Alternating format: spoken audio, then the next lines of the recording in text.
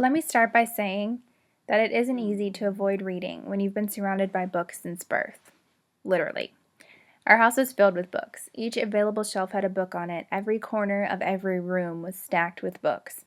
My dad's office was filled to the brim, every nook and cranny crammed with novels, books, memoirs, essays, anthologies, photograph books, anything that you can think of, he had it. Each time we moved, which was really often, there were probably more boxes of books than other items. But I liked it. I thrived on it even.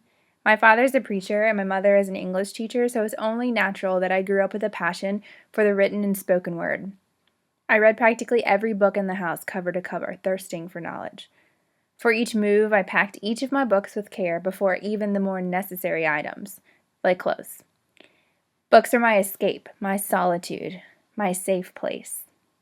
And y'all, I promise I still had real friends. I just preferred to escape into the world of words rather than watch the Disney Channel. So practically every memory that I have of my life is tied to reading or writing in some way. Take bedtime, for example. My dad was a true man of performance, and rather than just read us a story, he'd put on a show. Use different voices, hand gestures. He even had costumes sometimes. But I loved it. What kid wouldn't like seeing their dad make a bit of a fool of himself for the sake of love? And I always picked Goodnight Moon. And if you don't know it, it's a story about a baby bunny whose mother reads him a bedtime story, and the bunny tells every item in his room goodnight, and he ends with the moon.